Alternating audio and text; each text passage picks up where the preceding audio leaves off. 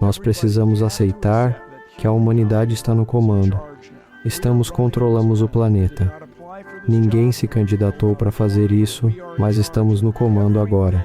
Tudo que fazemos afeta a todos no mundo, porque respiramos o mesmo ar. I think you gotta have a dream. The School of Greatness. Really? Yeah. Please welcome Lewis Howes. Bem-vindo, Bill. Obrigado por vir. É bom estar aqui. É o 30º aniversário de Bill Nye the Science Guy, né? Em setembro, sim. Que incrível. É mesmo difícil de acreditar. Você impactou tantas pessoas. Mas não esqueça a nossa ótima equipe. Claro. Eu queria te fazer algumas perguntas sobre ciência e a mente que eu acho que não te fizeram antes. Ciência sobre saúde do cérebro e ciência e relacionamentos. Ok, mas é claro, eu sou um especialista. É especialista em relacionamentos? Claro, tudo que você listou aí. Para começar, eu tenho curiosidade sobre o cérebro, saúde mental e a ciência, porque parece que tem muito estresse e caos acontecendo na mente das pessoas no mundo, assim como externamente. Como podemos entender nossa própria mente ou nosso cérebro quando há caos ao nosso redor? Como navegar pelo mundo de uma maneira mais harmoniosa e pacífica? Baseado em experiências pessoais que você teve, experiências de vida e com base na ciência do que você estudou. Então, antes que todo mundo caia matando em cima de mim, sou engenheiro mecânico. As pessoas dizem, você não é cientista. Como é? Todo mundo é um cientista, em algum sentido. Sério, aos 4, aos 10 anos de idade, todo mundo está fazendo perguntas científicas, e por aí vai. Mas sou engenheiro mecânico, o que tem muito a ver com física clássica. Dizem que tudo tem uma razão, quem quer que sejam, e essa razão é geralmente a física. Pronto. Se sente melhor? Então, os seres vivos são química, baseados em química. E a química é baseada em movimento e energia. Então, a química é realmente física. Logo, ciência da vida é isso e por aí vai. Mas aqui vão duas coisas. Primeiro de tudo, para se dar bem com as pessoas, acho muito importante aceitar que todos que você conhecerá sabem algo que você não sabe. E veja, isso é ironia, pessoal, mas me atrevo a dizer que mesmo pessoas burras sabem algo que você não sabe, mesmo que você ache que elas são burras. A segunda coisa, há uma expressão que Charles Darwin escreveu, sobrevivência do mais apto. E as pessoas tendem a pensar que evolução está relacionada a quem faz mais exercícios, quem faz mais abdominais, ou algo assim. Mas é um uso do século XIX desta expressão. Ele se referia às coisas que se adaptam melhor. E um dos fatos desoladores da vida é que, do ponto de vista evolutivo, você só precisa ser bom o suficiente. Você só precisa ser bom o suficiente para viver o suficiente para ter filhos. E então, você pode morrer e os filhos continuam. Isso era verdade para o meu antigo chefe, que era um humano. Pelo menos eu acho. Houve momentos em que eu não tinha certeza. E isso também se aplica a carvalhos. Você só precisa ser bom o suficiente. Então, se conseguirmos aceitar que todos estão fazendo o seu melhor, talvez possamos nos dar um pouco melhor. Então, é algo simples. Claro. As pessoas fazem afirmações extraordinárias sobre religião e o que suas divindades estão lhes dizendo para fazer, mas nem todos concordam sobre qual divindade possui as informações mais recentes. E então menciono isso porque estamos tendo muitos problemas na sociedade mais influente do mundo, os Estados Unidos, com pessoas fazendo afirmações extraordinárias baseadas em ideias impossíveis de provar. Não que todas as ideias tenham que ser comprováveis, mas existem algumas coisas que não são comprováveis. Vamos seguir em frente. Você mencionou como na sua reunião de 50 anos do ensino médio, 12 ex-alunos faltaram não por desinteresse, mas porque faleceram. Até onde sabemos. Certo, Não é porque eles não queriam. certo. Posso perguntar, o que é sobre a morte que você está observando que você aprecia e que também te frustra? Bem, falando francamente o que vem à cabeça, eu gostaria sinceramente de viver para sempre. Gostaria de poder lançar um disco, um frisbee tão longe quanto conseguia quando tinha 24 anos. Mas isso provavelmente é improvável. Por outro lado, a morte é o que te faz fazer as coisas. Eu acho que é o que te impulsiona também. E a questão da experiência, quanto mais velho você fica, mais experiência de vida você tem. E assim, espera-se que você tenha um julgamento melhor sobre o tempo que te resta. Você tomará boas decisões em relação ao tempo que te resta. Então isso é algo ao mesmo tempo incrível e um tanto perturbador. Se você viver até chegar nos 82 anos e 7 semanas, ou talvez 82 anos e 1 mês e 3 quartos, agora, isso tudo também depende dos anos bissextos existentes no momento em que você nasceu, coisa de 4 anos. Dessa maneira, você eventualmente chega a 30 mil dias de vida. Uau! 82 e 7 semanas, 30 mil dias. Então, vamos fazer o seguinte experimento mental. Estamos em Los Angeles. Para onde vamos? O estádio, como é o nome? SoFi. Vamos para o estádio. Ele tem capacidade para 75 mil pessoas. Sua vida vai se passar no campo.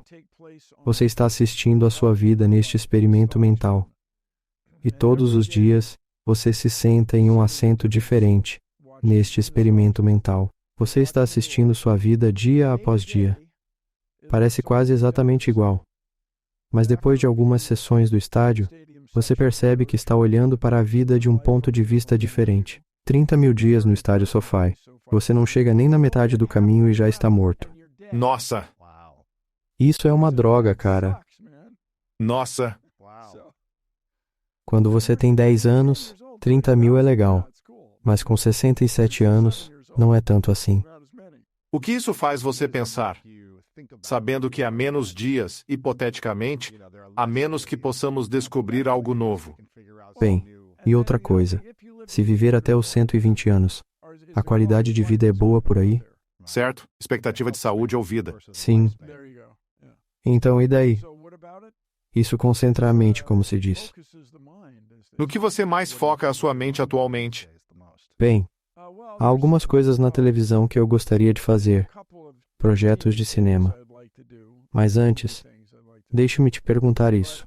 Por que todo entrevistador em canais de notícias mainstream, ou qualquer canal de notícias, meio de comunicação, seja televisão aberta ou a cabo, imprensa escrita, ou o que quer que os jovens de hoje chamem de internet elétrica, não faz como primeira pergunta: o que você está fazendo sobre a mudança climática?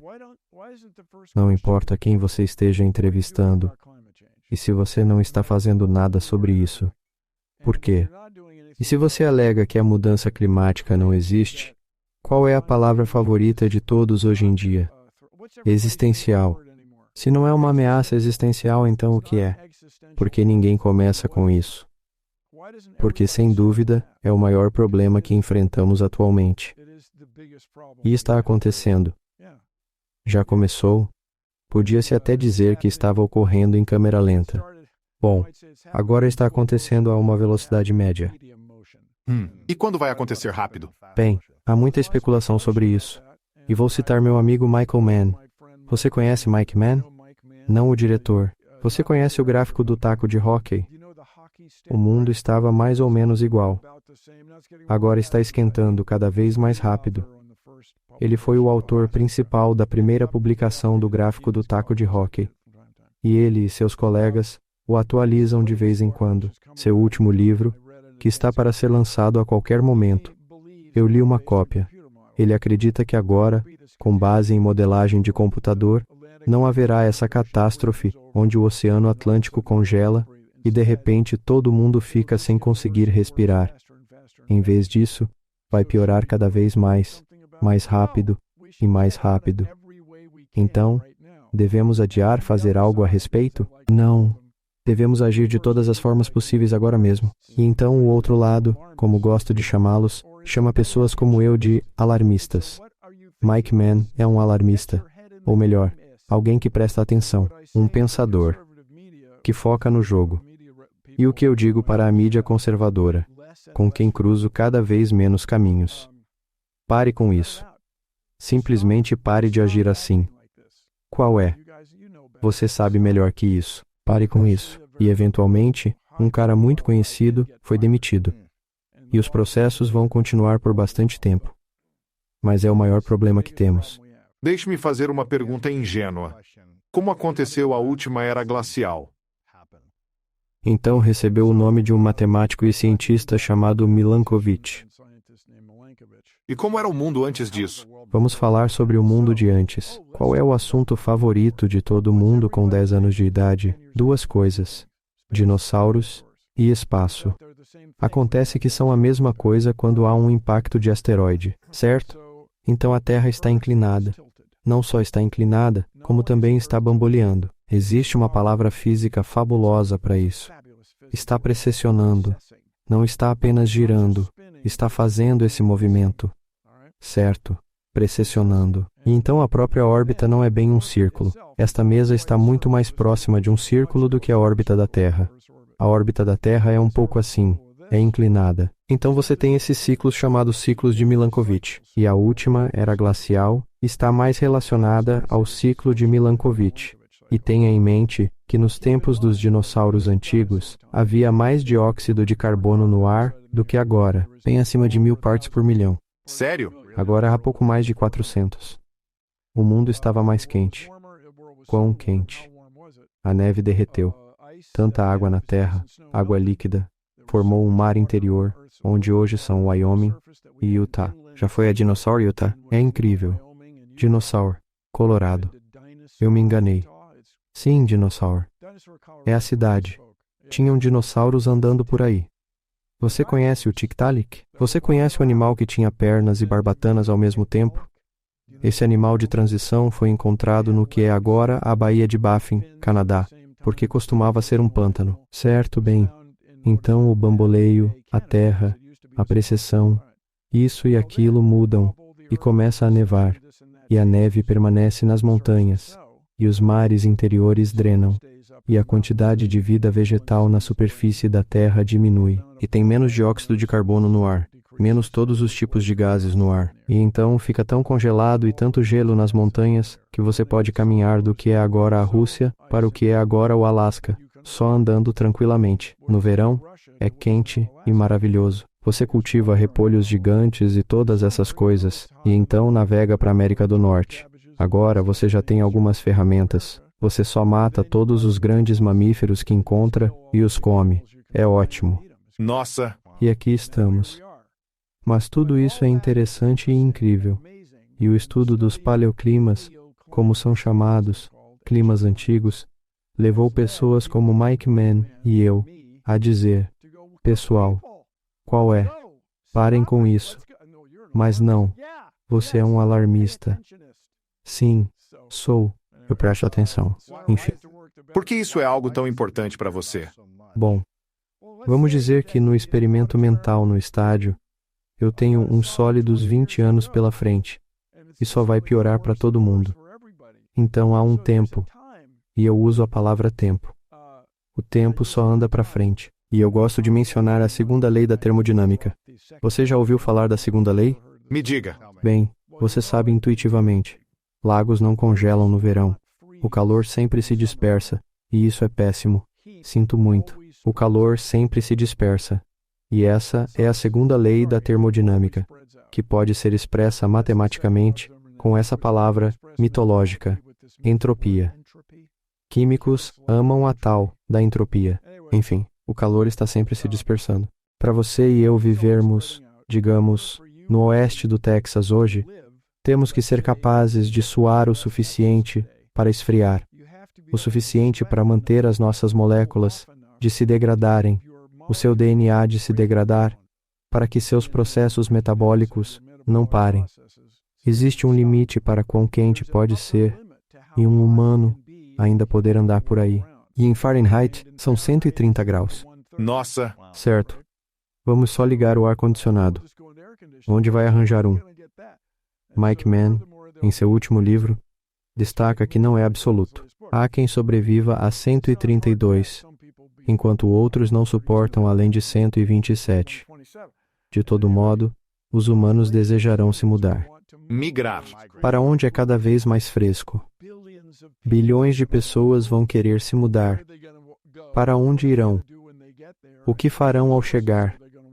E que recursos compartilharão? Isso é óbvio para quem entende a questão e tira qualquer um do sério. Quando chegaremos a esse ponto? Bem, é sobre isso que conversamos. Semana que vem. Bem, você disse que o Ártico derreteria até 2022, mas ele ainda está lá. Ok, 2032, 2040. Certo, então tenha em mente, ou eu gosto de manter em mente. Está se tornando notícia velha. Eu ofereci uma aposta para dois caras diferentes. Mark Murano, que é um grande negacionista climático. Ele trabalha para uma organização financiada pela indústria de óleo e gás. E Joe Bastardi. Ofereci a cada um deles apostas de $10.000 que 2010 a 2020 seria a década mais quente já registrada. Nenhum deles aceitou a aposta. E eu escolhi $10.000 porque imaginei que esses caras estavam em um nível que eles poderiam pagar. Mas também foi o que Mitt Romney ofereceu ao Rick Perry. Se você possui ações chinesas ou asiáticas ou algo assim, $10.000. E Rick Perry, governador do Texas, diz: não tenho $10.000 para isso. Sou um servidor público. De qualquer forma, nenhum deles aceitou a aposta. Eles ainda não aceitariam a aposta. O mundo só tem ficado cada vez mais quente. Cada década fica mais e mais quente. E estações de esqui estão fechando. E as pessoas no oeste do Texas estão procurando algum lugar para ir. Então, para quem está assistindo ou ouvindo e diz, certo, eu entendo, mas pode se perguntar, não é que os padrões climáticos mudam a cada década ou século, ficando ora mais quente, ora mais frio? Por que ficaria mais frio? Porque diriam que vai esfriar.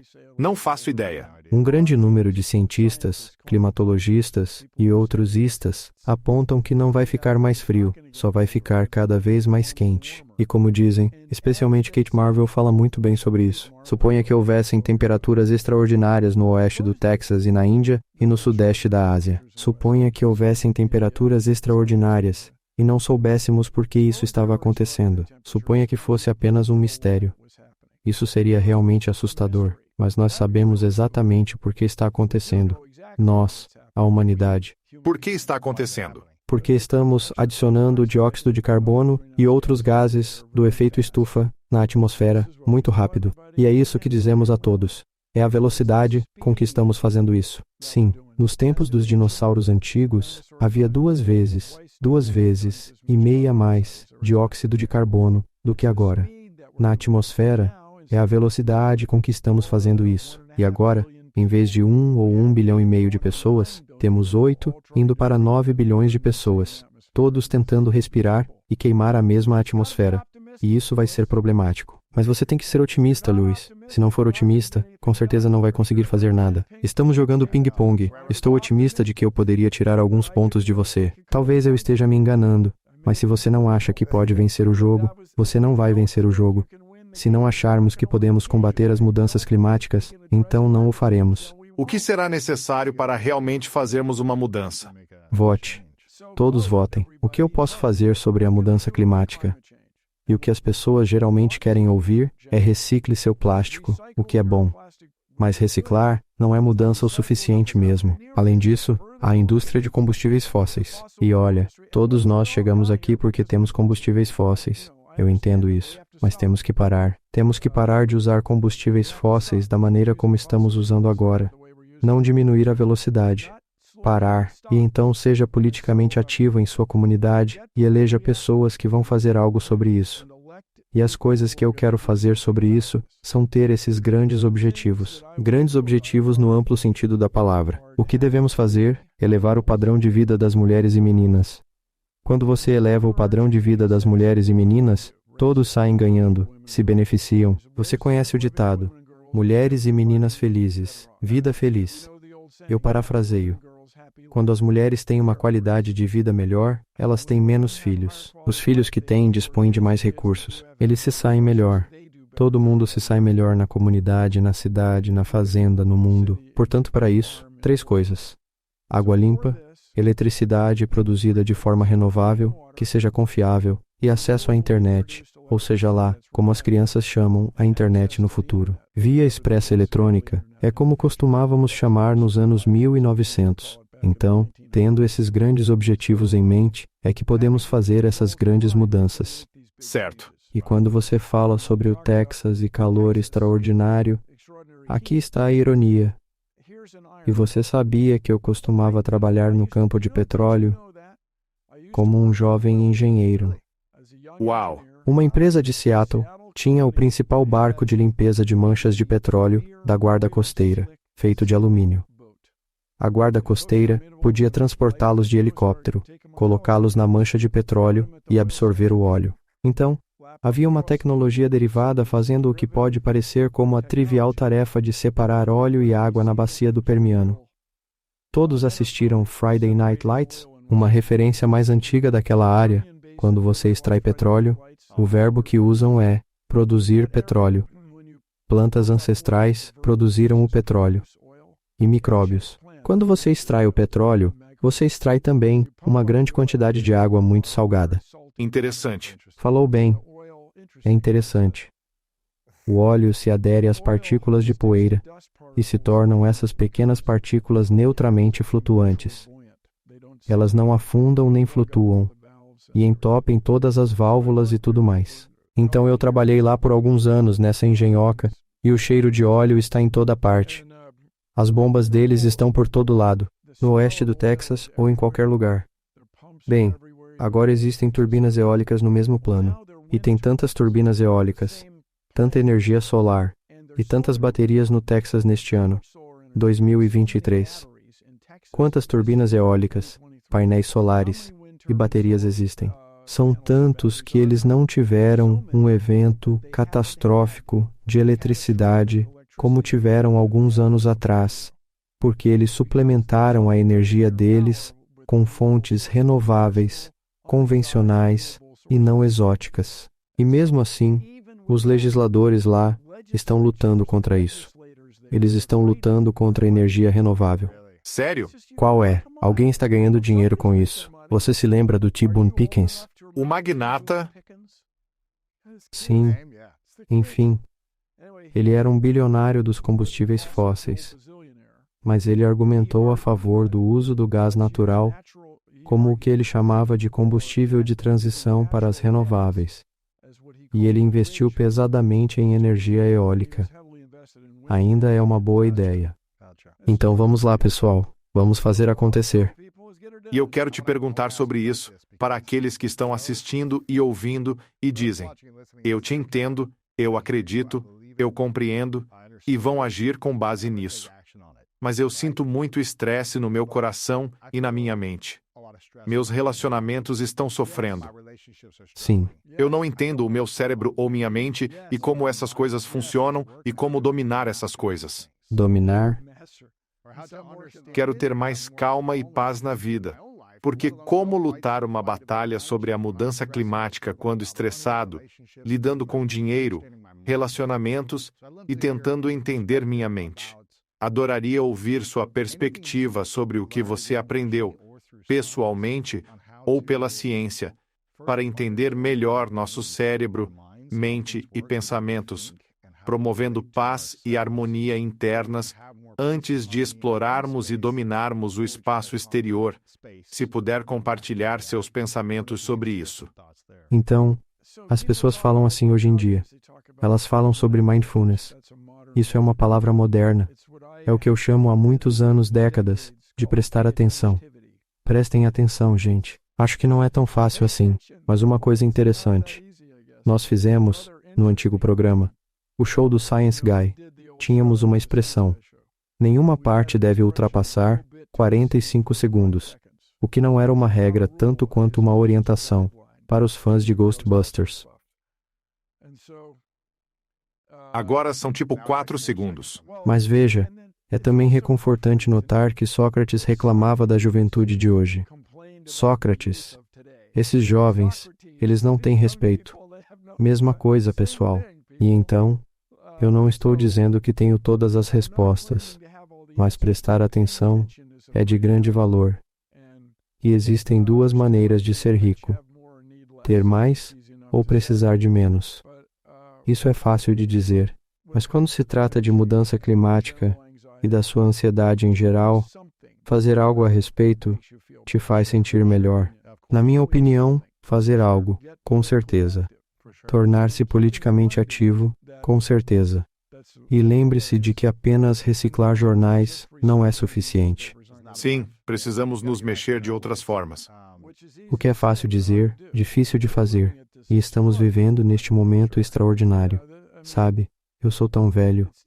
Quão velho. Eu me lembro quando Nixon renunciou e foi um grande acontecimento. No ensino médio e na faculdade, Nixon renunciou. Isso não é nada comparado ao que está acontecendo agora. É piada perto do que está acontecendo agora. Certo, certo. Então vamos ao trabalho, pessoal. Com certeza. O que você entendeu sobre seus próprios pensamentos ou sua própria mente ao longo de sua carreira de mais de 30 anos, trazendo a ciência para o mundo, para as massas? O que você compreendeu sobre a maneira como pensa, como se sente? Uma coisa é certa. Aceitar que quando você apresenta às pessoas provas contundentes pela primeira vez, por natureza humana, você não muda de ideia.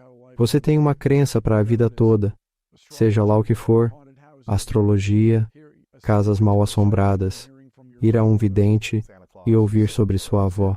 Papai Noel, talvez seja real. E lembrem-se, pessoal, sempre temos que lembrar que Papai Noel é mágico. Sim, ele pode estar em muitos lugares ao mesmo tempo e pode assumir várias formas.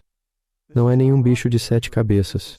Eu acho que todos vocês podem mostrar evidências bem convincentes de que o Papai Noel pode estar em mais de um lugar ao mesmo tempo. E além disso, ele mora definitivamente no Polo Norte. Gente, o Papai Noel vive no Polo Norte porque 90% das pessoas na Terra vivem ao norte do Equador. Quer dizer, ele tem trabalho para fazer. Ele tem coisas que precisa cumprir. Então ele mora onde é mais acessível às massas terrestres do mundo, onde as pessoas vivem. Não vou dizer que é óbvio, mas se você pensar bem, é suscetível à análise. Com certeza. Que crenças você teve que mudar recentemente? Bem, uma que eu me meti em problemas, mas agora recebo respeito. Foi por causa dos alimentos geneticamente modificados e dos organismos geneticamente modificados. Ainda sou ativo com a Union of Concerned Scientists, que foi iniciada por alguns caras, especialmente Kurt Godfrey, muito preocupados com armas nucleares. O filme do Oppenheimer que está saindo agora, e também o documentário sobre ele, e havia uma grande preocupação com armas nucleares. Bem, agora estamos preocupados com problemas globais em grande escala. Acho que se é global, então é em grande escala. E então, eu acreditava ou aceitava a ideia de que a humanidade não precisava modificar geneticamente as colheitas, que existem recursos suficientes globalmente para se criar novas espécies modificadas por meios convencionais, misturando pólen, como Thomas Jefferson supostamente fez. Aliás, esta é minha representação de pólen de trigo. Mas agora aceito que nos damos melhor modificando as colheitas. Sim, e por nós, quero dizer que podemos alimentar mais pessoas de forma mais eficiente. E a razão de termos 8 bilhões de pessoas, caminhando para 9 bilhões, é porque conseguimos alimentá-las. As pessoas podem não perceber que a primeira grande inovação em culturas geneticamente modificadas foi em algodão. Conseguir plantas de algodão que não fossem suscetíveis a bichos da seda. Eu tenho que ter um lar, é o bicho da seda, explicando ao fazendeiro que ele tem que comer o algodão. Desculpe, cara, eu preciso de um lar. Enquanto que os fazendeiros sabem que seria melhor se vocês não estivessem aqui, senhor ou senhora. Bicho da seda. Então cultivos geneticamente modificados. Eu mudei de ideia e realmente ganhei respeito na comunidade científica por isso. Mas por que tanta gente é contra os transgênicos? Então, há duas coisas importantes. Eu acho que a principal é que as culturas geneticamente modificadas permitiram a agricultura industrial em uma escala muito grande. Não apenas grande, mas muito grande. E as pessoas estão preocupadas com essa consolidação. Dominou a terra dos pequenos agricultores. Sim, e Thomas Jefferson tinha novamente essa utópica visão de uma sociedade agrária, onde todos nós vivíamos em fazendas, criávamos nossa própria comida e vivíamos fora do sistema do século XVIII. Mas isso, definitivamente, não é o que as pessoas querem. As pessoas desejam viver em cidades e fazer diversas coisas. E eu sempre digo às pessoas, eu trabalhava na Boeing, e agora temos uma situação onde todos estão trabalhando de casa, de maneira remota, virtualmente. Quando você constrói aviões que podem voar próximo à velocidade do som, com extraordinária confiabilidade dia após dia, você não pode fazer isso em casa.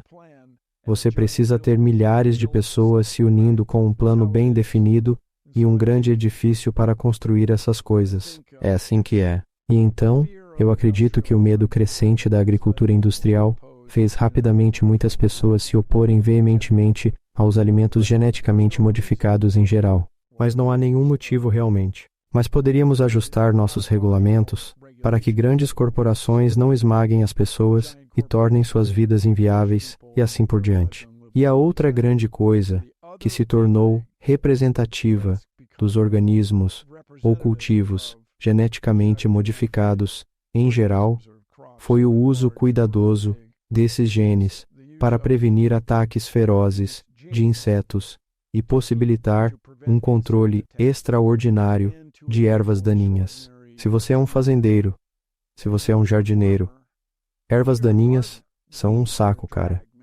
Você está lutando contra elas o tempo todo. Então, o exemplo clássico é o glifosato. Roundup é o nome da marca. E as pessoas adoram odiar a Monsanto. O que eu posso entender?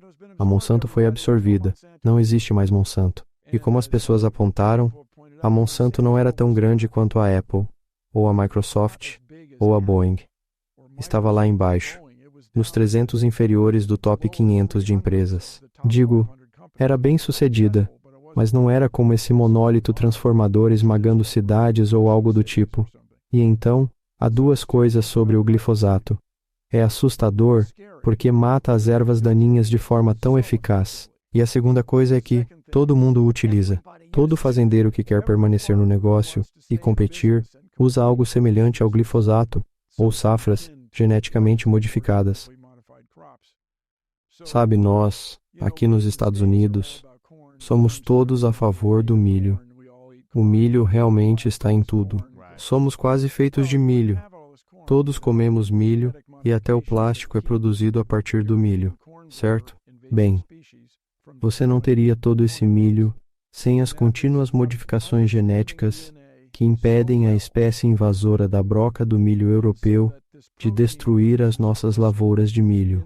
E isso é entender o DNA tão bem que essa proteína produz um cristal na broca do milho que a mata, não pode tolerá-lo ou não o come porque consegue perceber sua chegada no sentido do inseto.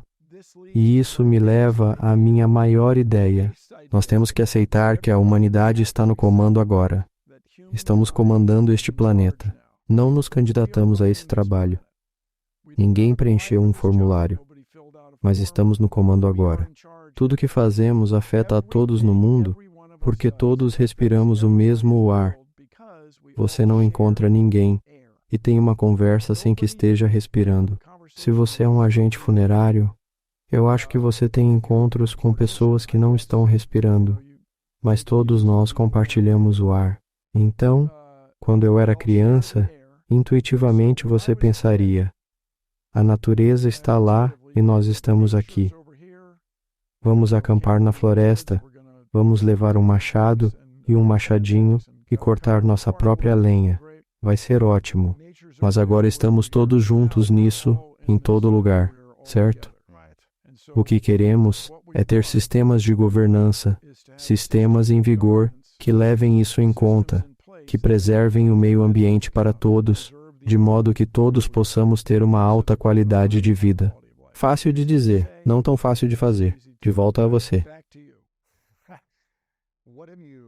O que você, ou mesmo a comunidade científica acreditavam ser verdade, talvez quando você começou o seu programa há 30 anos, e nos últimos 30 anos, algo que era conhecido como verdade no mundo científico que mais tarde se transformou em algo diferente. E você percebeu, na verdade isso não é verdade? Bem, isso é uma coisa cosmológica.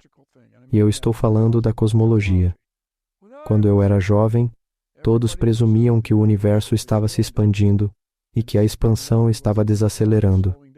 Não há som no espaço, é só. E isso tinha ramificações sobre nosso lugar no cosmos. E o que aconteceu antes? Existe alguma coisa como antes do Big Bang? Isso é sequer uma pergunta? Mas agora, mais ou menos em 2004, foi provado que o universo está acelerando, ficando maior e mais rápido. E você sabe por quê? Ninguém sabe por quê. Então vamos lá. Então você já ouviu falar de matéria escura, energia escura? Então ela tem alguma gravidade. Ninguém tem certeza de onde vem, puxando tudo para longe. E eu penso em meus avós. Todos os 4 nasceram no século XIX. Os pais dos meus 4 avós nasceram nos anos 1800. Eles não sabiam que havia relatividade, quanto mais no que isso poderia resultar. E assim, em suas vidas, eles viram a relatividade ser descoberta. Viram o nêutron, prótons comprovados para doar e aceitarem ácidos e bases. E então eles viram armas nucleares, viram energia nuclear e viram esse entendimento do cosmos. Eles estiveram presentes para a invenção da palavra Big Bang, da frase Big Bang e da invenção do buraco negro. Essas eram coisas que ninguém sabia que existiam nos anos 1800. Apenas pense, daqui a 30 anos, quando alguém descobrir o que são energia escura e matéria escura, pense em quão incrível pode ser o destino disso. As pessoas não sabem de que lado da rua estão até olharem para o celular. E seu telefone depende tanto da relatividade especial, a velocidade de uma espaçonave em relação à Terra, quanto da relatividade geral, a velocidade do tempo influenciada pela gravidade da Terra. Uau! Apenas pense no que pode acontecer em 30 anos. O que você acha que as pessoas vão descobrir sobre a matéria escura? Eu não sei. Será quantizado. Haverá partículas de escuridão. E o que significa quantizado? Em partículas. Você conhece a palavra elétron? Então, eletricidade ou campos elétricos são manifestados, produzidos ou surgem, porque há cargas em partículas. Partículas com cargas e prótons. Falamos sobre prótons assim. Você pode fazer um PET scan, tomografia por emissão de prótons. Nós não fumamos, pessoal. Isso foi uma piada. E então, bem, costumava-se chamar de imagem por ressonância magnética nuclear, RMN. Agora chamamos apenas de RM. Mas todas essas descobertas levaram a essas coisas que temos todos os dias. E a promessa da energia nuclear era grande. Mas ninguém se sente confortável com o lixo radioativo. Até quem lida muito bem com o lixo tem que manuseá-lo com muito cuidado. Ninguém quer isso por perto.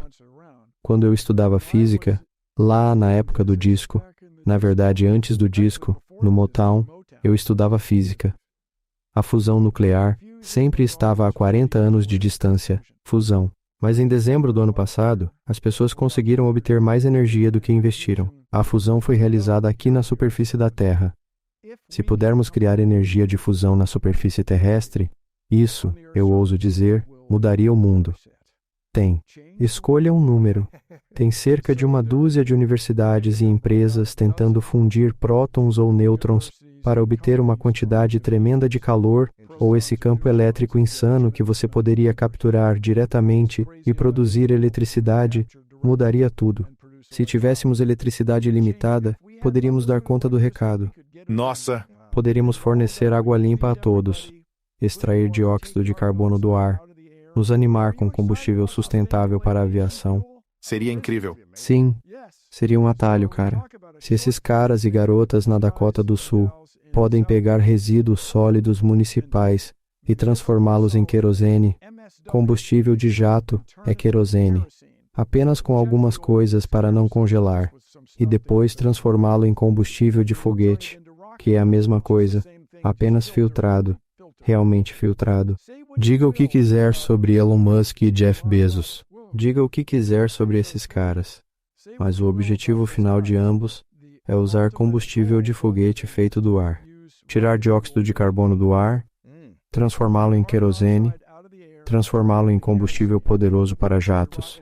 Então, você poderia usar todos os aviões que tem agora e todos os foguetes que tem agora e simplesmente de maneiras ilimitadas fazer querosene seria simplesmente incrível. Achas que isso ocorrerá nos próximos 30 anos? 30? Sim, mas conseguir para todos os aviões do mundo nos próximos 30 anos é outra questão. Isso seria difícil. Sim, mas conseguir isso para, digamos, um número enorme de voos domésticos ou voos do hemisfério norte é bem razoável. Bem, poderíamos simplesmente, à moda do Vale do Silício, deixar que esses empreendedores resolvam o problema. Eles terão capital inicial, alguns capitalistas de risco e investidores anjos, e tudo será ótimo. E eu sou um bilionário, então, acredite em mim. Poderíamos investir desenfreadamente, como as pessoas fizeram para criar, todo mundo está falando sobre Oppenheimer, para criar armas nucleares. Poderíamos investir em pesquisa básica e todos teríamos que redistribuir a riqueza. Todo mundo quer ser bilionário. Claro que sim, mas nem todo mundo pode ser bilionário e ainda assim ter o suficiente para todos. A menos que usemos centavos em vez de fragmentos duplos. Eu exagerei. De volta a você. Você mencionou que o universo está acelerando, expandindo, certo? E nessa aceleração, a matéria escura está sendo criada? Não sei, cara. Ainda não se sabe. Não sei, cara. Se alguém souber, se tiver um astrofísico por aí, obrigado. Eu sou engenheiro mecânico. O que nós entendemos ou sabemos sobre a expansão e aceleração do universo e nossos próprios pensamentos? Veja, essa é uma ótima pergunta. A sua mente está expandindo?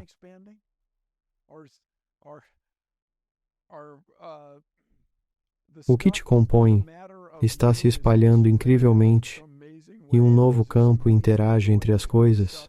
É sobre isso que estou curioso. Seja como for para as pessoas esotéricas ou místicas, e imagino que, certamente, vocês tenham alguns adeptos entre vocês. Quando os cientistas diligentes fazem descobertas sobre o emaranhamento de fótons. Você conhece o famoso experimento da dupla fenda? Estou falando rápido. Pessoal, essa é uma digressão, mas vale a pena para todos na sociedade cientificamente letrada considerar. Você já olhou através de um pedaço de plástico e viu um arco-íris? Em vidros? Ok. Uma maneira didática de explicar isso é dizer que a luz viaja em ondas. Então, quando essas ondas passam por essas peças de plástico ou vidro finamente divididas, elas interferem construtiva e destrutivamente com elas mesmas do outro lado. O que causa isso são as fendas, a cerca que a luz está atravessando. Mas, pessoal, aqui está uma coisa estranha e incrivelmente surpreendente que vou revelar. Se você faz experimentos especificamente na luz para observar ondas, eis que você encontrará ondas. Agora, se você faz experimentos na luz com o objetivo de encontrar partículas, você encontrará partículas. E qualquer pessoa, mesmo aquelas que estranhamente odeiam ficção científica, odeiam a mim e odeiam até Star Trek, já ouviu falar de torpedos de fótons. Podemos observar fótons.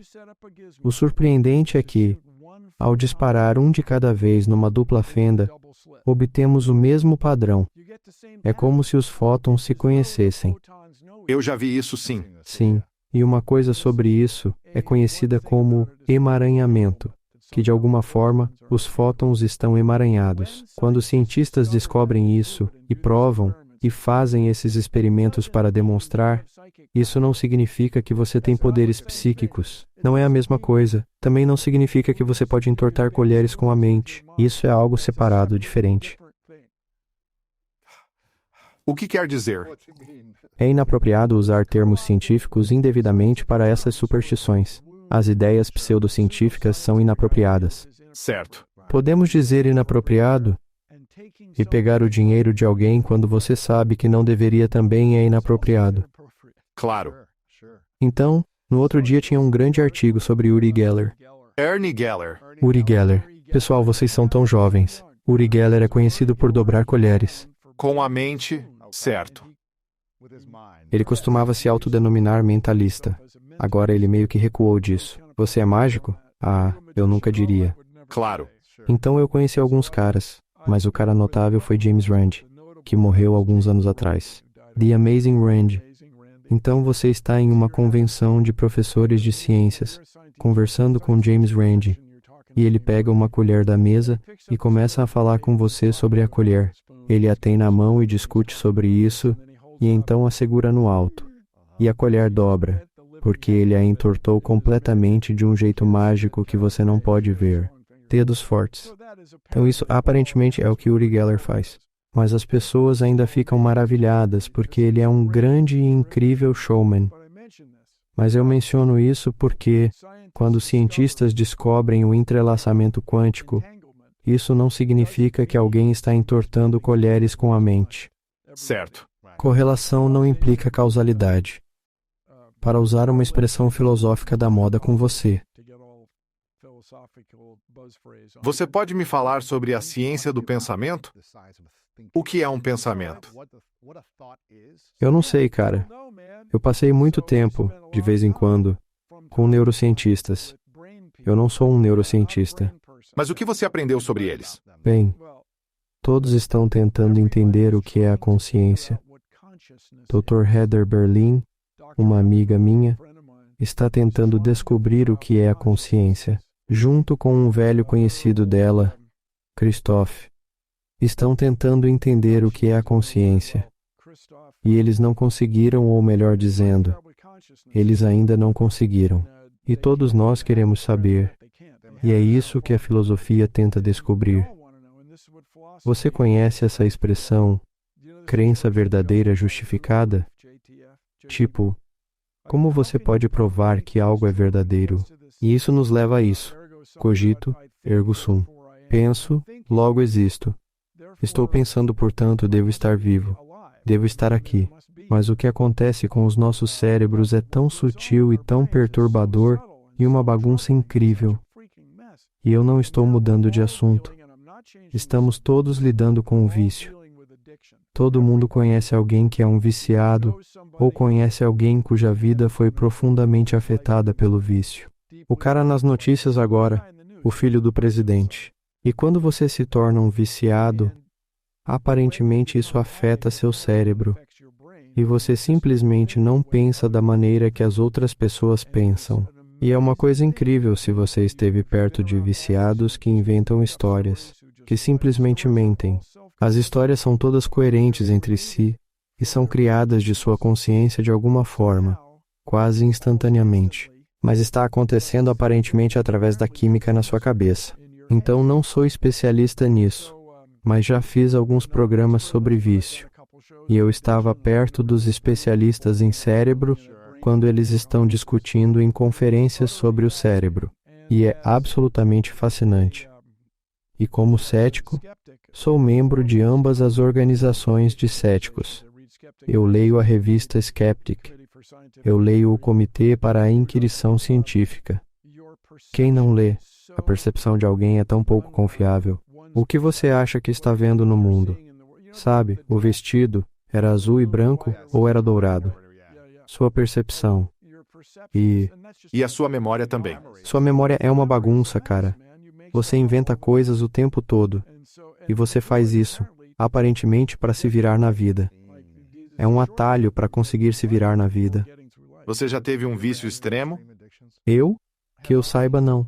Exceto que eu gosto de trens de brinquedo. Uma obsessão. E eu gosto muito de jogar frisbee. Certo. Não acho que isso seja um vício. Ver pessoas lutando contra o vício é extremamente difícil, especialmente se você ama e se importa com alguém. E também é inspirador assistir à superação delas. Ah, cara. Esse fato realmente mostra algo. Será que é porque há um poder superior influenciando as pessoas? Ou é o efeito da química no seu cérebro? Interessante. A química no seu cérebro me parece muito mais razoável para mim. Então, você entra nessa coisa complexa que todo mundo está falando agora. fluidez de gênero. E eu não estou mudando de assunto. É que há um espectro para todas essas coisas. Vício, obsessão, fascinação insaciável por jogar cartas, seja o que for, raramente é pronto e acabado. Raramente é 1 ou 0. Quero te fazer umas últimas perguntas aqui, Bill. Últimas? Me desculpe, falei demais e você tem muitas perguntas. Quero te reconhecer pelo seu impacto constante por, bem, mais de 30 anos, isso falando apenas do programa. 30º aniversário. Vamos ter uma grande festa em Seattle. Não perca se puder. Bacana. E reconheço seu empenho em trazer educação e entretenimento, principalmente para crianças que depois cresceram e se interessaram por esses tipos de ideias. A palavra aqui é proposital. Pesquisas indicam que, até os 10 anos, é quando geralmente se desenvolve uma paixão duradoura pela ciência. Quando você quis contar histórias, provavelmente era um garotinho, certo? Sim, e interesse em esportes e tal. Sim. Então é por isso que o programa foi destinado a pessoas no 4º ano. Não foi uma decisão inconsciente ou intuitiva. Foi pesquisa, exceto por ser intuitivo, no sentido de que, quando eu era criança, eu amava ciência. Sim. Ainda amo. Sim, isso é lindo. Nossa, E eu reconheço novamente sua contribuição pelo impacto consistente. eu ainda não consigo superar isso. Eu estava na França, onde a catedral está com a tapeçaria que conta a história para os cidadãos analfabetos. E esse cara diz: eu assisto ao seu programa. Como você assiste em francês? Não, assisto em inglês. Foi assim que aprendi inglês. E todas essas pessoas que não têm a mesma ascendência que eu, que assistiram ao programa e entenderam, isso é simplesmente incrível para mim. É lindo mesmo. Não consigo superar. Qual é algo sobre você, Bill, que a maioria das pessoas não sabe a seu respeito? Bem, não sei. Gosto de dançar swing daquela música. Sou um dançarino de salsa. Ah, salsa. Sim. Eu gosto muito. E eu sei que sou capaz o suficiente para fazer isso. Eu gosto bastante daquela música. A música da sua época de formação ou amadurecimento é provavelmente a música que você mais gosta. Mas meus pais, eu acho que meus pais ouviam bastante música swing. E eu realmente gosto bastante. Mas não é só isso que eu escuto.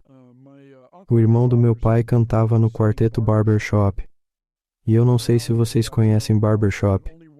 É apenas um cara cantando a melodia. Os outros 3 caras estão fazendo algumas loucuras harmônicas. Hindemith ou um desses. Claro. Coisa de teoria musical. Isso é legal. Além do que está acontecendo no mundo do aquecimento global, qual é um medo pessoal que você tem? Que a demência vai inevitavelmente me fazer um peso. Sim, minha família não tem absolutamente nenhuma história de demência. Na verdade, uma das coisas mais empoderadoras ou maravilhosas é que as mesmas pessoas que têm ataxias, como dizem, você morrerá com ela, não por causa dela. As pessoas vivem até muito velhas e permanecem lúcidas todo o tempo. Então isso me dá esperança. Mas, todavia, esse é um medo de ser apenas um pé no saco para as pessoas. E outra coisa, as pessoas frequentemente usam essa expressão: você não quer sofrer, não quer ter tantos problemas de saúde, que sua vida seja miserável. Mas, por outro lado, ninguém está com pressa de partir dessa para uma melhor. Simbora, cara. James Randi fala sobre isso o tempo todo. Ele estava vivo graças à incrível ciência moderna. Cara, eu não ficarei surpreso se o câncer for finalmente solucionado por causa desses avanços. Você está familiarizado com o CRISPR? Trata-se de conjunto de repetições palindrômicas curtas, regularmente espaçadas. As pessoas vão poder modificar os genes, especialmente de culturas agrícolas, mas talvez um dia até de seres humanos e células cancerígenas com ataxia, além de células dadas ao câncer. Outra coisa é que as pessoas adoram fazer piada de advogados. É sempre uma ótima piada. Há uma tal letra de blues. Você pode até me dizer que um monte de advogados afundou, mas ainda estou para baixo. Mas a principal razão pela qual as pessoas ainda querem se mudar para os Estados Unidos é que nossas leis são melhores. Eles sentaram e pensaram sobre leis de forma nerd e intensiva por 250 longos anos. E então, na minha opinião, que como você provavelmente sabe, é sempre correta, é baseada neste desejo intrínseco ou esforço constante de tornar a vida justa para todos, não apenas para o maior número possível de pessoas, mas para todos. E isso me dá uma grande esperança de que estamos continuamente avançando para um mundo mais justo. E a propósito, diga o que quiser do Barack Obama, eu sei que muitos de vocês o odeiam, ok? Mas como ele falou, você não pode escolher onde nasceria na Terra. Isso é um experimento mental. E como dizem na faculdade de Direito, essa hipótese é minha criação. Você não pode nascer no futuro. Essa é a regra. Você não pode escolher o local, mas poderia escolher quando. Esse seria o momento que você gostaria de nascer. Por mais confuso que tudo possa parecer, está melhor para mais pessoas agora do que nunca na história humana. Há menos fome por pessoa. Existem menos guerras, realmente, por pessoa. Há menos injustiça do que nunca. Mas com certeza podemos melhorar, não é mesmo? Com certeza. Fazer melhor. Com certeza. Vamos ser otimistas e mudar o mundo. Eu adoro isso. E essa é a pergunta que eu faço a todos no final. No final, Tenho duas últimas perguntas. Mas esta se chama As Três Verdades, é hipotético. as 3 verdades. 3 verdades. Cenário de uma pergunta hipotética. Eu faço essa pergunta a todos os meus convidados. Imagine que você possa viver o quanto quiser. A ciência e a otimização da saúde te permitem viver tanto quanto desejar, mas é o último dia, bem no futuro, da sua vida nesta existência. E você não pode deixar para trás nenhuma mensagem que tenha compartilhado antes. Todo o conteúdo que você criou, livros, programas de TV, tudo isso, por qualquer motivo, tem que ir para o próximo lugar. Não estará mais aqui, hipoteticamente. Mas, no seu último dia, você tem a chance de deixar para trás 3 verdades, 3 coisas que você sabe serem verdadeiras ou 3 lições que gostaria de compartilhar com o mundo. E isso é tudo que temos para lembrar a sua mensagem. Quais seriam essas 3 verdades para você? Preciso me resolver, porque já tenho 2. Meu pai e minha mãe diriam, está bem. Aqui está. Cada pessoa é responsável por suas próprias ações. Você é responsável por suas próprias ações. Senso comum não é tão comum quanto deveria ser. E o objetivo, sua profunda razão de viver, o que você deseja fazer, é sempre deixar o mundo muito melhor do que você o encontrou. Deixar o mundo melhor do que você o encontrou. Foram os seus pais que te incutiram essas verdades? Com certeza. Qual foi a coisa mais influente sobre a sua mãe e seu pai?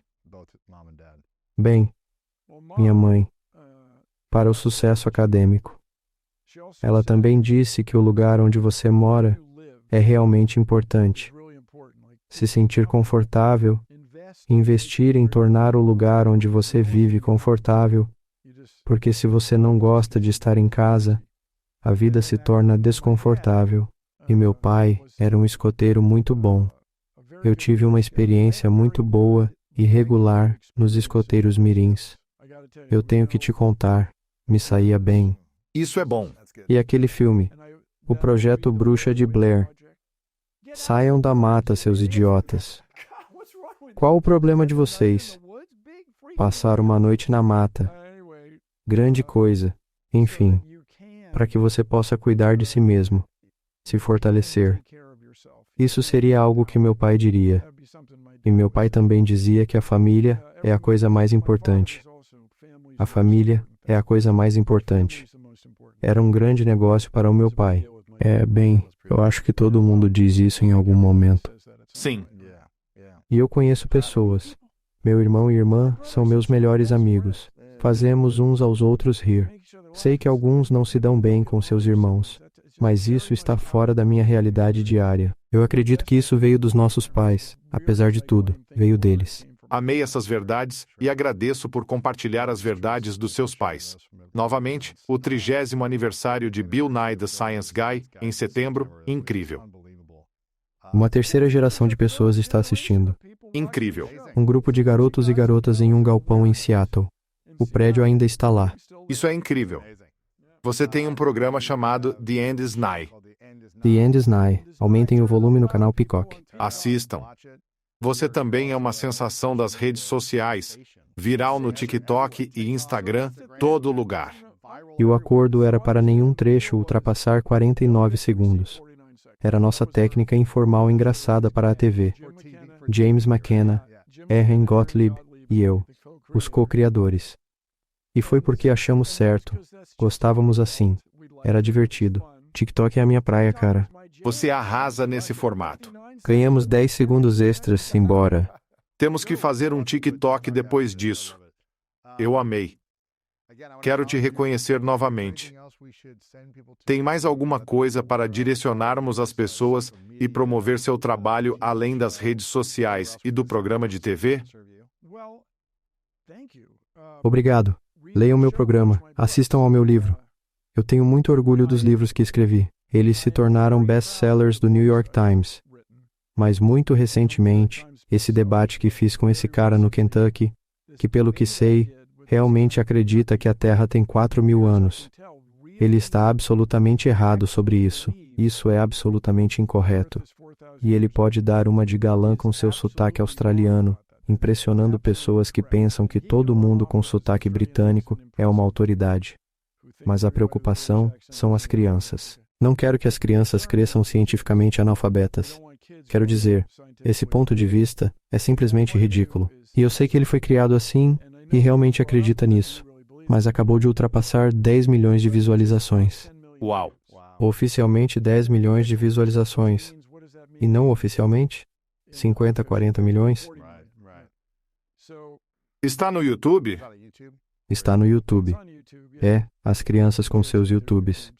Mas é inegável. O primeiro livro é sobre evolução. E eu acho que seria ótimo se todos entendessem a evolução e nosso lugar no cosmo, o que gosto de chamar de nosso lugar no espaço. E a razão pela qual aceitei o trabalho como CEO do Planetary Society, a maior organização de interesse espacial não governamental do mundo, promovendo ciência espacial e exploração, é para que os cidadãos da Terra conheçam o cosmo e nosso lugar nele, porque essas descobertas que fazemos no espaço afetam a todos, praticamente. Todos nós temos comunicações via satélite, previsões do tempo precisas em 5 minutos e comunicação global e assim por diante. Mas espiritualmente, pensar sobre o seu lugar no cosmo afeta a todos nós. E se descobríssemos vida em outro mundo, isso mudaria este aqui, gente. Se encontrarmos evidências de vida bacteriana fossilizada em Marte, isso mudará a maneira como você se sente por estar vivo. Se descobrirmos evidências de vida na atmosfera de Vênus, gás fosfina, existem micróbios, o chamado aeroplâncton, flutuando por aí, isso vai mudar você. Se encontrarmos Europenians sob o gelo de Europa, a lua de Júpiter que Galileu descobriu, isso vai mudar você. Se existem enceladianos orbitando Saturno, isso vai mudar você. É por isso que faço isso como um trabalho de meio período de tempo integral. E a outra coisa sobre o espaço, no país, nós, especialmente, une as pessoas. Pessoas que se odeiam no Congresso concordam em financiar a NASA, a melhor marca que os Estados Unidos têm. A NASA é a melhor marca que os Estados Unidos têm. Então é por isso que faço todas essas coisas, porque quando você está apaixonado, você quer contar para o mundo. Ciência. E a ciência, ou o processo da ciência, a nossa capacidade de avaliar evidências, o chamado pensamento crítico, é como vamos enfrentar as mudanças climáticas. É como vamos alimentar a todos. Não é fingindo que não está acontecendo. De volta a você. Aprecio sua presença, tenho mais uma coisa. Sim, desculpe, eu falo demais. Tudo bem, eu amo isso. A pergunta final é: qual é sua definição de grandeza? Algo que te enche de respeito. O que todo mundo é hoje em dia. O melhor de todos os tempos. Certo, os melhores. Isso é efêmero. Isso também vai passar, como dizem. Quem é a pessoa mais rápida do mundo? 100 metros. Esse cara não vai ser o campeão dos 100 metros, ou a mulher não vai ser a campeã dos 100 metros. Provavelmente não em 20 anos, certamente não em 50 anos. E então isso vai passar. Mas como isso faz você se sentir agora? Essa pessoa foi grande. O que aconteceu foi grandioso. Aquilo foi algo grandioso. Como isso faz você se sentir? Minha definição de grandeza, então, é se algo faz você sentir que algo é maravilhoso, te preenche. Todo mundo adora a palavra maneiro, mas se te preenche de admiração ou respeito, respeite. A maioria das pessoas diria: "Oh, meu Deus! Oh, meu Deus!" E ele chega lá e foi pior do que relatei. Mas para mim, naquele momento, já estava tudo perdido. Qual o sentido de enlouquecer por isso? E imediatamente percebi que o que tinha sido queimado eram coisas do meu passado.